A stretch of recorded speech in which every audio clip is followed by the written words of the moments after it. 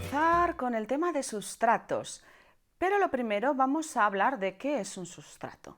Sustrato se refiere al material que utilizamos para rellenar los contenedores de cultivo y es en cierta forma el sustituto a la tierra en la que viven en sus hábitats naturales.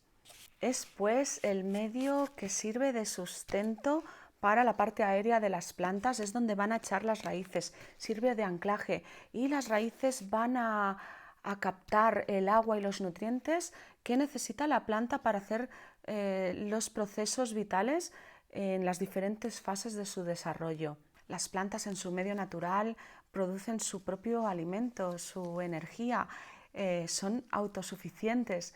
Pero ¿qué pasa cuando las tenemos dentro de un recipiente? Dependen totalmente de nosotros. ¿Y qué tiene que tener un buen sustrato? Bien, un buen sustrato debe garantizar tres cosas. Debe aportar humedad, ayudar a retener esa humedad necesaria para las raíces. Debe aportar nutrientes y también debe ser drenante. Humedad, alimento y drenaje. Como material que ayuda a retener la humedad en el sustrato, encontraremos básicamente dos, que son la turba y la fibra de coco. Luego las desarrollaremos. Para aportar nutrientes yo recomiendo mucho dos, que es compost o humus de lombriz. Y para aportar drenaje, seguramente has oído hablar mucho de la perlita, también tenemos la vermiculita, la piedra pómez, arena, entre otros. Evidentemente, un sustrato no debe tener sustancias tóxicas, no debe contener patógenos y debe ser homogéneo. Al final, la mezcla tiene que ser homogénea y asegurar todas estas condiciones.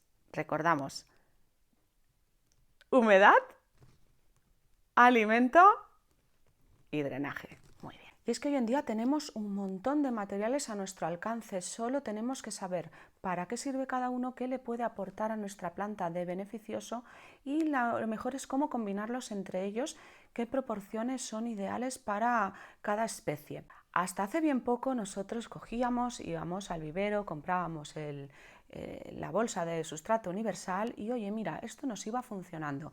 Como mucho, pues la mezclábamos con algo de perlita extra y tiramillas, pero ¿qué pasa? Que cada vez tenemos plantas más exóticas en casa, tenemos más variedad, nos enamoramos, las podemos comprar hasta a golpe de clic y la cosa se nos está complicando porque no todas las mezclas de sustratos son ideales para estas plantas y el sustrato universal se nos queda muy corto.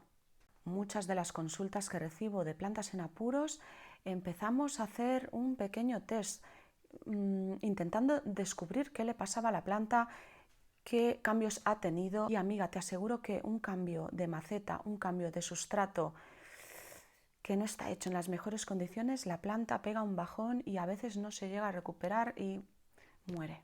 ¿Quiere decir esto que el sustrato universal ya no lo tenemos que comprar, ya no es bueno? No, que va para nada. Lo único que tienes que saber cómo se comporta el sustrato universal. El sustrato universal está hecho en su mayor parte de turba. La turba es un material que es muy bueno, es el encargado dentro de la mezcla de los sustratos universales, es el encargado de aportar esa humedad, ¿no?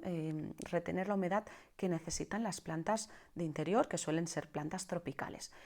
Pero ¿qué pasa con las plantas que no necesitan estar siempre húmedas? Se me ocurre ahora mismo la pilea, por ejemplo, o la zamioculca o la begonia maculata, en fin, todas estas que tú ya sabes que entre riego y riego hay que dejar secar el sustrato. Y es que no sé si tú habrás notado que en estas plantas al final, con el paso del tiempo, a medida que las vamos regando, cada vez les cuesta más absorber ese agua. Tú riegas y sale el agua enseguida por la parte de abajo de la maceta y tienes como que insistir mucho para que al final agarre toda esa humedad y se la quede. Y esto es porque la turba, cuando se seca, le cuesta mucho volverse a hidratar. Entonces, en este tipo de plantas no nos interesa del todo ponerle un sustrato universal si sabemos que luego se va a comportar así, ¿verdad? Por eso es bueno saber que dependiendo de la frecuencia del riego que necesiten esas plantas o dependiendo de la humedad, ¿no? que tengamos que mantener en el sustrato, es bueno saber que hay otras alternativas como por ejemplo la fibra de coco.